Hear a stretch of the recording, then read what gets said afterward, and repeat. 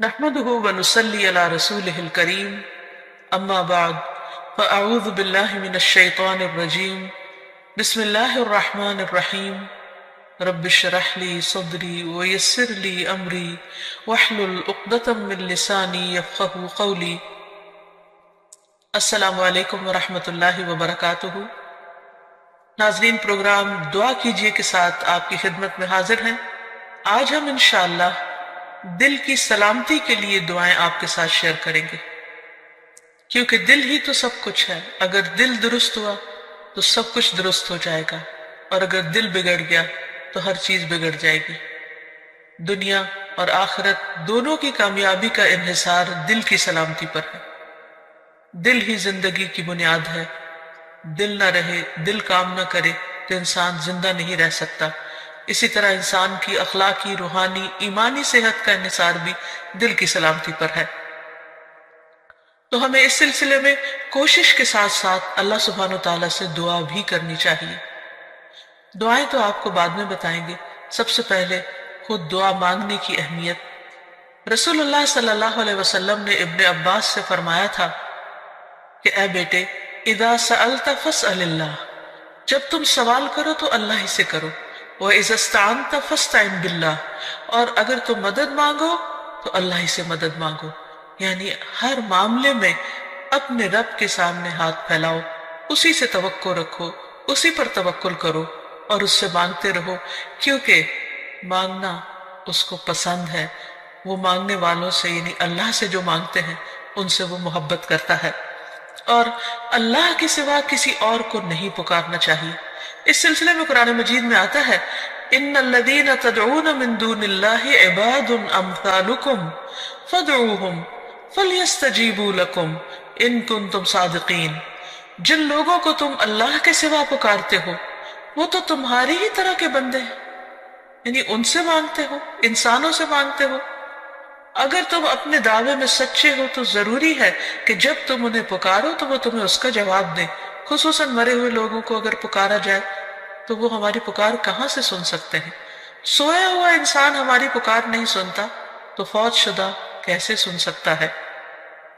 اسی لیے قرآن مجید میں اللہ کے سوا کسی اور سے مانگنے سے، دعا کرنے سے منع کر دیا گیا۔ فرمایا فَلَا تَدْعُ مَعَ اللَّهِ إِلَٰهًا آخَرَ فَتَكُونَ مِنَ الْمُعَذَّبِينَ۔ بس اللہ کے ساتھ کسی اور کو الہ نہ پکاریے۔ یعنی الہ وہ ہوتا ہے جس کے پاس انسان اپنی حاجات لے کر جاتا ہے، جس سے دعا کرتا ہے، جس کے آگے سجدہ کرتا ہے، جس کے نام پر قربانی کرتا ہے، جس کو خوش کرنے کے لیے سارے کام کرتا ہے، بھاگ دوڑ کرتا ہے۔ تو اللہ کے ساتھ کسی اور کو الہ نہ پکاریے، ورنہ آپ بھی سزا پانے والوں میں سے ہو جائیں گے۔ یعنی اللہ سبحانہ وتعالیٰ کسی صورت میں بھی شرک کو پسند نہیں فرماتے۔ اور پھر یہ بھی یاد رکھیے کہ دعا کرنے سے پہلے اللہ سبحانہ وتعالیٰ کی حمد و ثنا ضروری ہے۔ لا الہ الا اللہ وحدہ لا شریک لہ، لہ الملک ولہ الحمد وہو علی کل شیء قدیر۔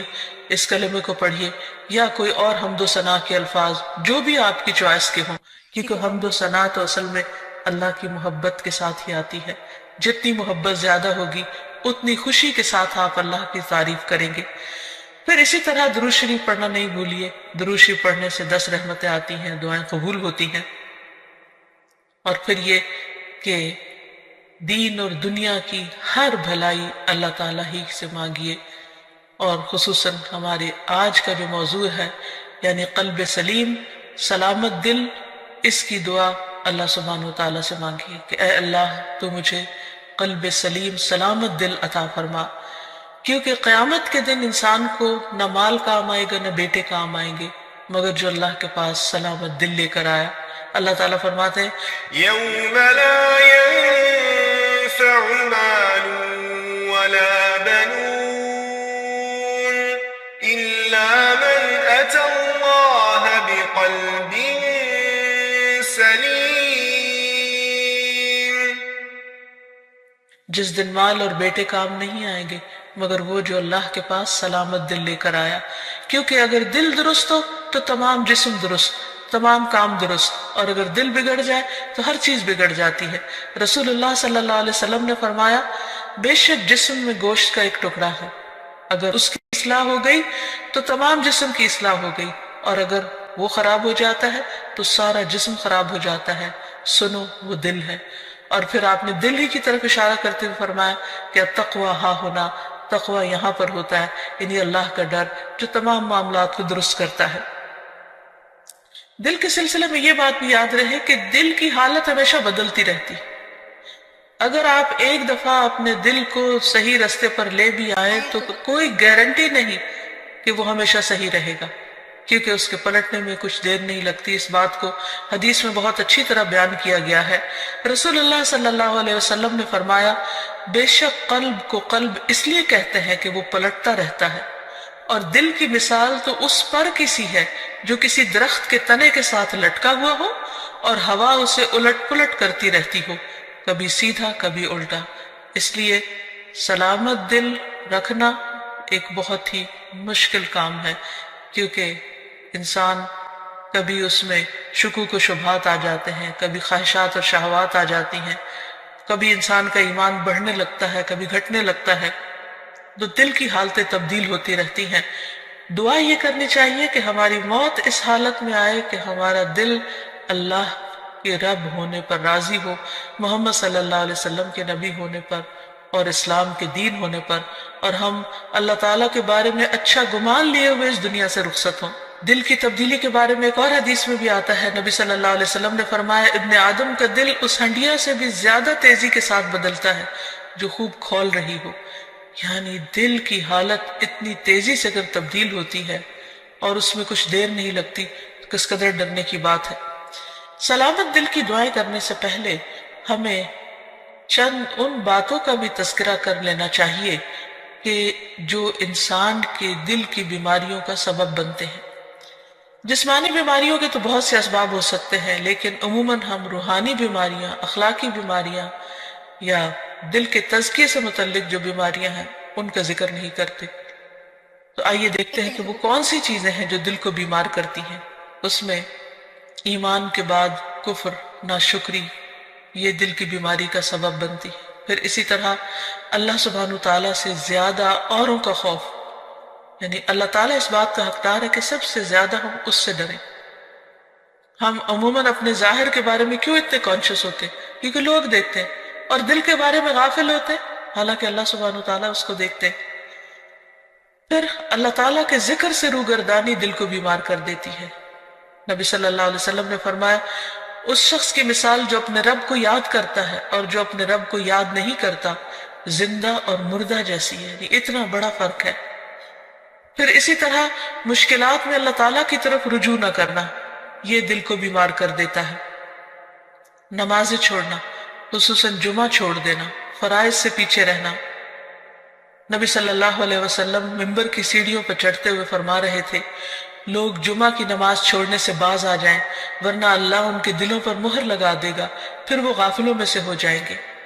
اسی طرح بلا عذر، بلا وجہ نماز چھوڑ دینا. آپ صلی اللہ علیہ وسلم نے فرمایا جو شخص سستی کی وجہ سے بلا عذر 3 جمعے چھوڑ دے اللہ تعالیٰ اس کے دل پہ مہر لگا دیتا ہے. پھر اسی طرح قرآن میں غور و فکر نہ کرنا، یہ دلوں کو بیمار کر دیتا ہے. علم سے دوری، سیکھا ہوا علم بھلا دینا. پھر آیات سے نصیحت نہ لینا، یعنی قرآن مجید پڑھنا، تلاوت کرنا، لیکن اس میں غور و فکر نہ کرنا اور اس سے کوئی سبق حاصل نہ کرنا. پھر سیکھ کر سمجھ کر اپنی مرضی کرنا اور غلط رستوں پر چلنا. پھر غلط کاموں کے بھی ایسے برے نتائج ہوتے ہیں جن کی وجہ سے دل سخت ہو جاتے ہیں، جیسے گناہ کرنا دلوں پر غلبہ پانے والا ہے. یعنی گناہ کے اثرات ہوتے ہیں، گناہ دلوں کو زنگ آلود کر دیتے ہیں، گناہ سے دلوں کی روشنی ختم ہو جاتی ہے. رسول اللہ صلی اللہ علیہ وسلم نے فرمایا جب کسی مسلمان سے کوئی گناہ سرزد ہوتا ہے تو اس کے دل پر ایک سیاہ دھبا پڑ جاتا ہے. اگر وہ توبہ کرے اور باز آ جائے اور استغفار کر لے تو اس کا دل پھر سے صاف اور روشن ہو جاتا ہے. ورنہ جتنے گناہ بڑھتے جاتے ہیں اتنے ہی سیاہ دھبے بڑھتے جاتے ہیں، حتیٰ کہ اس کے دل پر وہ زنگ چھا جاتا ہے جس کا ذکر اللہ عز و جل نے قرآن میں کیا ہے. کلا بل ران علی قلوبہم ما کانوا یکسبون. ہرگز یہ بات نہیں بلکہ ان لوگوں کے دلوں پر ان کے برے اعمال کا زنگ لگ گیا ہے. پھر اسی طرح غلط تمنائیں، یعنی حرام چیزوں کی خواہش کرنا، یہ دلوں کو بیمار کرنے کا سبب ہوتا ہے۔ دنیا کی حد سے زیادہ محبت اور موت سے نفرت اور آخرت سے غفلت اور صرف دنیا کی فکر کرتے رہنا، دنیا ہی کے غم پالتے رہنا، یہ دلوں کو بیمار کر دیتا ہے۔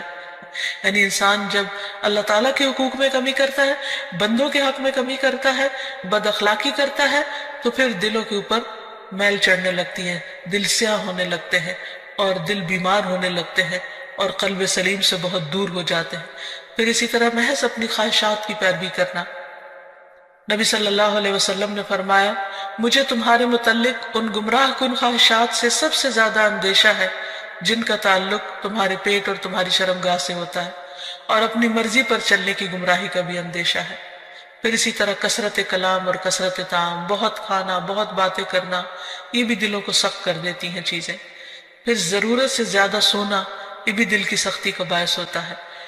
تو یہ چند ایک چیزیں ہیں جو دلوں کو بیمار کرنے کا سبب ہے۔ حقیقت یہ ہے کہ ہر وہ چیز جو اللہ کو ناراض کرنے والی ہے، خواہ اس کا تعلق سوچ سے ہو یا گفتگو سے ہو یا عمل اور رویے سے ہو، یہ تمام تر چیزیں انسان کے دل کی خرابی کا باعث بنتی ہیں۔ پھر اللہ کا ذکر کثرت سے کرنا، فرمایا وَاذْكُرُوا اللَّهَ كَثِيرًا لَعَلَّكُمْ تُفْلِحُونَ، اور اللہ کو بہت زیادہ یاد کرو تاکہ تم فلاح پاؤ۔ پھر اسی طرح زبان کی اصلاح کرنا۔ انس بن مالک سے روایت ہے، رسول اللہ صلی اللہ علیہ وسلم نے فرمایا، کسی آدمی کا ایمان درست نہیں ہوتا یہاں تک کہ اس کا دل درست ہو، اور اس کا دل درست نہیں ہوتا یہاں تک کہ اس کی زبان درست ہو جائے۔ یعنی دل کی اصلاح کا تعلق زبان کی اصلاح کے ساتھ ہے۔ اگر ایک شخص زبان سے اچھے الفاظ نکالے گا تو اس کا دل یقیناً اچھا ہو جائے گا۔ پھر اسی طرح شک والی چیزوں کو چھوڑنا، کیونکہ شک انسان کو بے چین کر دیتا ہے، دلوں کے اندر اضطراب پیدا کر دیتا ہے۔ پھر اسی طرح نیکی اور برائی کی پہچان حاصل کرنا، کیونکہ اگر انسان کا دل نیکی کے کاموں کو نیک سمجھے اور اس پر گواہی دے اور برائی کو برائی سمجھے تو اس سے انسان کا دل سیدھے رستے پہ چل پڑتا ہے۔ پھر کثرت سے موت کو یاد کرنا، کیونکہ موت کی یاد دلوں کی تزکیہ اور پیوریفیکیشن کا ذریعہ بنتی ہے۔ پھر اخلاقی برائیوں سے پرہیز کرنا، پھر یتیم اور مسکین کا خیال رکھنا۔ ایک شخص نے نبی صلی اللہ علیہ وسلم سے دل کی سختی کی شکایت کی تو آپ صلی اللہ علیہ وسلم نے فرمایا کہ یتیم کے سر پر ہاتھ پھیرو، کیونکہ یہ دل کو نرم کرتا ہے۔ پھر اسی طرح بعض علماء نے کہا کہ دل کی اصلاح 5 چیزوں کے ساتھ ہوتی ہے۔ نمبر 1، غور و فکر کرتے ہوئے قرآن مجید کی تلاوت کرنا۔ نمبر 2، پیٹ کو خالی رکھنا، یعنی روزہ وغیرہ رکھنا۔ نمبر 3، رات کا قیام، سحری کے وقت اللہ کے آگے گڑ گڑانا، کیونکہ رات کے اس حصے میں دعائیں بہت قبول ہوتی ہیں۔ نمبر 4، نیک لوگوں کی مجلسوں کو اختیار کرنا، اچھی صحبت۔ اور نمبر 5، حلال کھانا۔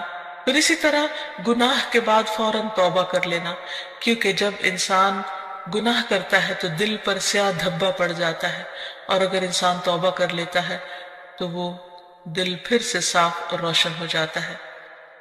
اور اب آتی ہے باری دعاؤں کی کہ انسان اللہ سبحانہ وتعالیٰ سے قلب سلیم مانگتا رہے اور دل کی اصلاح کی دعا کرتا رہے۔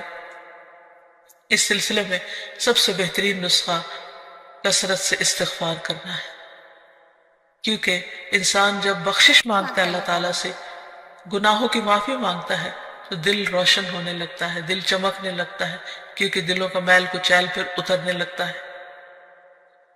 اس سلسلے میں رسول اللہ صلی اللہ علیہ وسلم نے فرمایا، میرے دل پر پردہ سا آ جاتا ہے، اسی وجہ سے میں ایک دن میں 100 مرتبہ اللہ سے استغفار کرتا ہوں۔ یہ اللہ کے رسول صلی اللہ علیہ وسلم فرما رہے ہیں۔ آپ صلی اللہ علیہ وسلم استغفار کی کثرت کو دلوں کی روشنی کا ذریعہ بتا رہے ہیں۔ ابن عمر کہتے ہیں کہ ہم آپ کی مجلس میں رب اغفر لی وتب علی انک انت التواب الرحیم 100 مرتبہ شمار کرتے تھے، جس کا معنی ہے اے میرے رب مجھے بخش دے اور مجھ پر مہربان ہو جا، بے شک تو بہت زیادہ توبہ قبول کرنے والا مہربان ہے۔ پھر اسی طرح قرآنی دعا ہے کہ اللہ تعالیٰ ہمارے دلوں کو ٹیڑھا ہونے سے بچائے۔ ربنا لا تزغ قلوبنا بعد اذ ہدیتنا وہب لنا من لدنک رحمہ انک انت الوہاب۔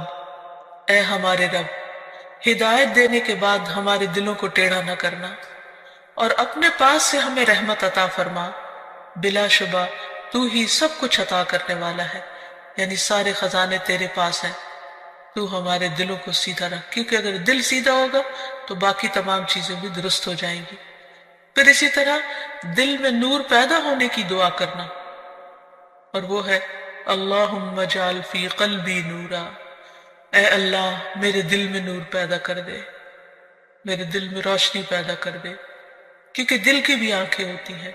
اگر دل کی روشنی ہو تو انسان کو اچھے برے کا فرق نظر آنے لگتا ہے۔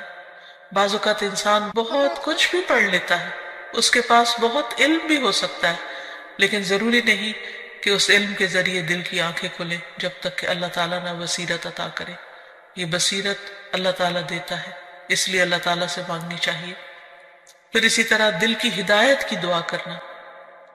آپ صلی اللہ علیہ وسلم نے دعا سکھائی، اللہم اہد قلبی وسدد لسانی واسلل سخیمۃ قلبی، اے اللہ میرے دل کو رہنمائی عطا فرما، میری زبان کو درستگی عطا فرما، اور میرے دل کے کینے کو دور کر دے، کیونکہ شرک، نفاق، حسد، بغض، کینہ، کدورت دلوں سے نکلیں گے تو ہی دل روشن ہوں گے۔ پھر اسی طرح یہ بھی ضروری ہے کہ انسان دین پر دل کی ثابت قدمی کی دعا کرے۔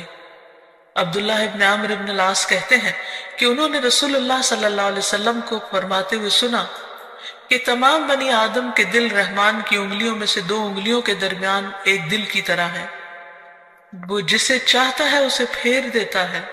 پھر رسول اللہ صلی اللہ علیہ وسلم نے فرمایا، اللہم مصرف القلوب صرف قلوبنا علی طاعتک، اے اللہ دلوں کے پھیرنے والے ہمارے دلوں کو اپنی اطاعت پر پھیر دے، یعنی تو ہی ان کے اندر اپنی اطاعت اور فرما برداری کا شوق پیدا کر دے، کیونکہ اگر دل کسی کام کے کرنے پہ راضی ہو جائے تو وہ کام کرنا بہت آسان ہو جاتا ہے۔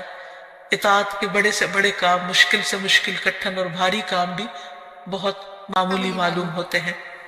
پھر اسی طرح یا مقلب القلوب ثبت قلبی علی دینک، اے دلوں کو الٹ پلٹ کرنے والے میرے دل کو اپنے دین پر جما دے، کیونکہ اگر دین پر ایک دفعہ دل ٹھک گیا، اطمینان ہو گیا، تو پھر عمل کرنا کچھ بھی مشکل نہ رہے گا۔